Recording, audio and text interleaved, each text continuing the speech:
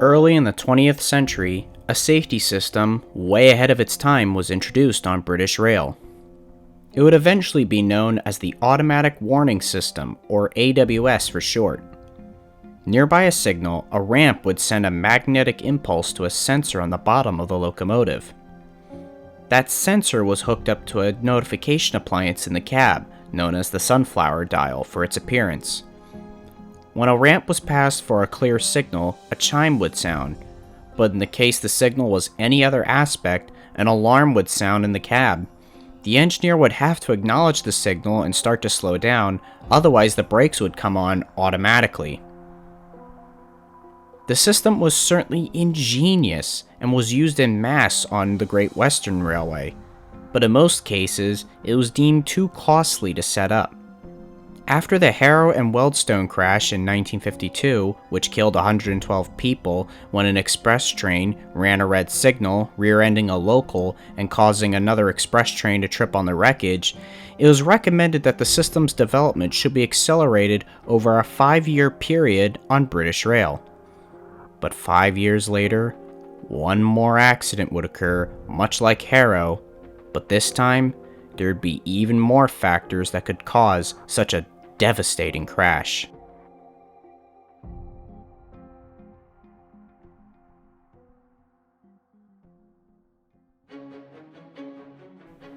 On the evening of December 4th, 1957, there was heavy fog in the London area, and as a result, trains were running late across most of British Rail's system. One of these trains was the 718 electric service running from Charing Cross to Hayes.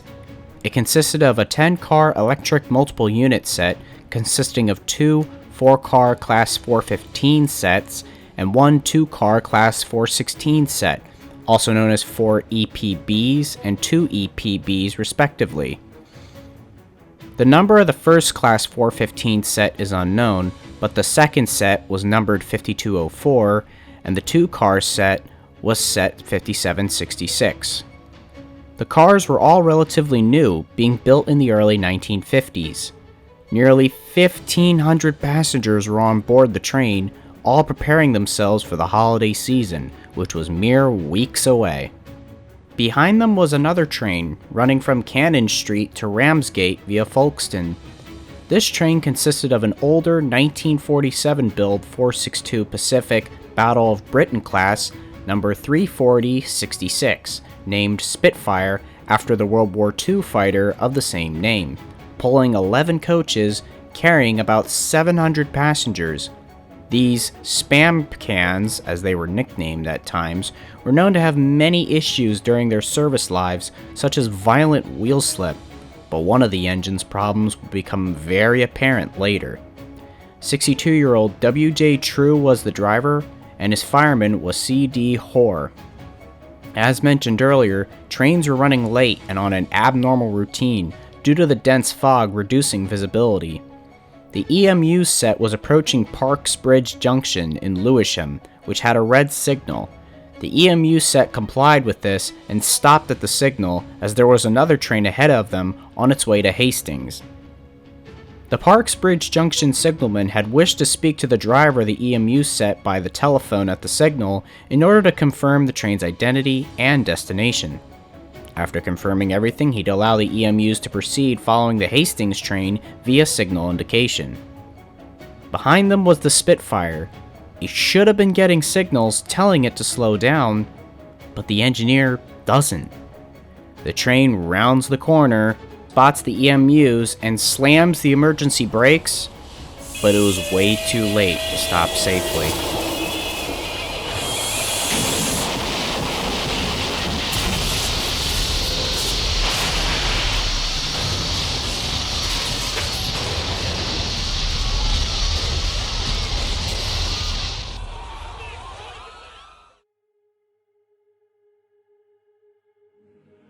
At approximately 1820, the Spitfire rams into the back of the multiple units at over 30 miles an hour, or 48 kilometers an hour. The resulting collision was devastating. The The Spitfire embedded itself into the rearmost EMU and caused it to telescope into the next car ahead, a phenomenon that was very common in the days when coaches were made of wood. Seeing it happen to cars made of steel was not often heard of, even at that time. To make matters worse, the Spitfire's tender and the coach following it derailed and slammed into a pier of the bridge above that carried the Nunhead Lewisham line, causing it to fall and crush 2 coaches below on the wreckage of both trains. 2 minutes later, another train was approaching the remains of the bridge from above. It thankfully stopped just in time thanks to the driver noticing this, although its leading coach was tilting, nearly falling on top of the wreckage, a scary reminder that the accident could have been much worse. 5 minutes after the crash, first responders raced to the scene of destruction as the wreck happened in the southeast part of London. Help was also provided from the Salvation Army, the Women's Voluntary Service, the St. John's Ambulance Brigade, and local residents who heard and witnessed the crash. All 4 of the running lines under the bridge and the 2 above were blocked. At St. John's Station, just north of the bridge, the North Kent line diverges. However, during the rescue, this needed to be closed and the traction current had to be shut off. An emergency timetable began at 6:10 the next morning, with local trains traveling through Lewisham avoiding the accident and mainline services being diverted to Victoria, another London terminus. Rescuers and volunteers worked for several hours until the last victims were finally freed at approximately 22:30. In total, 90 people were killed, with another 173 injured. The drivers of both the EMUs and the Spitfire also survived. The accident would end up as Britain's 3rd worst rail disaster, being surpassed by the previously mentioned 3-train pileup at Harrow and Wealdstone 5 years prior, killing 112, and Quinton's Hill more than 42 years prior, which involved 5 trains and killed 226. Among the dead was the father of David John Fletcher, an author and historian on the history of tank warfare. So, what could have caused such a tragedy? Was it a repeat in history again? Or was there something bigger? The Ministry of Transport and Civilization quickly launched an investigation into the crash. They noted accessing the site itself was extremely difficult due to the fog, so clearly the weather had to have played a role in the accident. But they didn't know how the EMU set complied with the signals, including the one at Parks Bridge, but not the Spitfire. Let's talk about the said signals. The main route from Charing Cross and Cannon Street via London Bridge was re-signaled in stages between 1927 and 1929 as far as Parks Bridge Junction. Multiple aspect color signals with continuous track circuiting were installed on all the running lines. At the same time, several of the mechanical signal boxes were closed, leaving only 2 intermediate boxes between London Bridge and Parks Bridge Junction, namely North Kent East Junction and St. John's, with all the signal aspects under track circuit control, so there's no manual block working and the trains are announced from one box to the next. Before the line was re-signaled, the frequency of trains was operated with manual block signaling, which, as most of us know, runs quite well, but with the electrification and new signaling, it became possible to run many more trains. At the time, there was a total of 990 trains on the average of 247 per track on a typical weekday, both passenger and freight. With this high traffic density and the presence of so many points and crossings, the signals are very closely spaced, with no less than 19 signals on the down-through line in the 5 miles between Cannon Street and Parks Bridge Junction, giving an average spacing of approximately 490 yards. The majority of the signals are controlled from the signal boxes, but there's a bunch that work automatically off the track circuit. Tests indicated all the signals worked as intended, so how could the driver of the Spitfire miss them? Well, despite the driver being over 62 years old with 45 years of experience on the railway, with 18 of them being a driver, he was described by his supervisors as being not so quick-witted as some, but still being reliable and loyal. Despite many signals telling him to slow down and eventually stop, he didn't, mainly because, well, he couldn't see them. And he didn't bother asking the fireman to do it for him, as he was busy tending to the fire in the firebox. The fireman even stated he didn't know how bad the fog was becoming until the accident. As a result, the Ministry of Transport and Civilization pointed the blame squarely at the driver of the Ramsgate train, and he was charged for gross negligence and later manslaughter. But after 2 trials, however, the jury could not reach a verdict, and he was acquitted from all charges.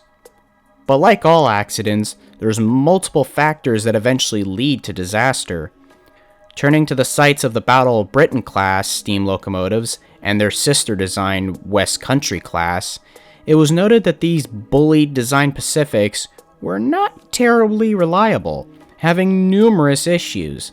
Apart from being prone to wheel slip due to the lighter loading on the drive wheels, high consumption of coal, and being a maintenance headache for shop forces, the biggest problem was their poor visibility for the crew, namely for the driver. This was due to the semi-streamlined casing they had and the soft steam exhaust from the multiple jet blast pipe. This caused the smoke to beat down onto the casing while moving, obscuring the driver's vision, and the dense fog on the date of the accident even further hampered visibility. To add to that, the Battle of Britain class locomotives are driven on the left-hand side, so the best chance of seeing the signals would fall on the fireman who's on the right side, as the signals are. But as stated before, the driver did not bother having his fireman look down the line for the signals. The biggest thing mentioned in the final report of the accident was the lack of AWS, as after the accident at Harrow, British Rail agreed to start installing the system en masse. However, priority was given to mainline routes controlled by semaphore signals. The southeastern mainline where the accident took place wasn't one of them. Even with the poor visibility from the cab design and the fog, the AWS would have still alerted the Spitfire crew of the signals, allowing them to slow down and eventually stop at the corresponding signals, preventing them from getting anywhere near the EMUs, making the visibility drawbacks almost non-existent. The only drawback is if the driver got so used to acknowledging the alarm, he might forget or not bother slowing down, which could still cause the crash.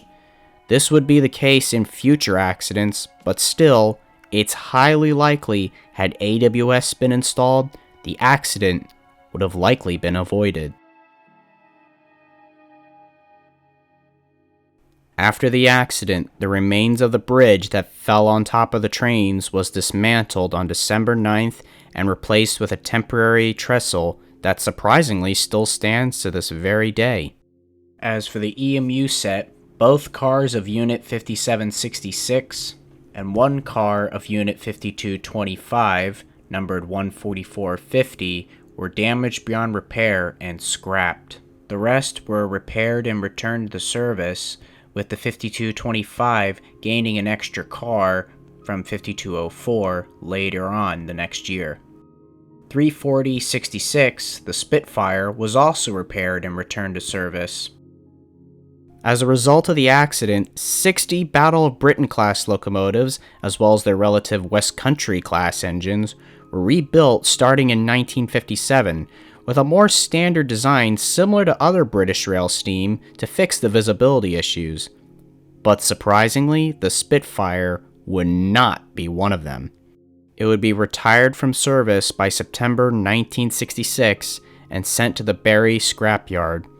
It was originally considered for preservation, though, due to its historical significance, but another engine, number 34023, Blackmore Vale, was chosen instead, due to it being in better condition, so the Spitfire was unfortunately scrapped. Spitfire's legacy, though, is carried on by 10 survivors, however, both rebuilt and unrebuilt, with approximately 5 that are operational as of 2022. The number is expected to grow in years' time. As a result of this accident, AWS was installed system-wide on British Rail and eventually later be accompanied by Automatic Train Protection, or ATP, and later the Train Protection and Warning System, following other accidents.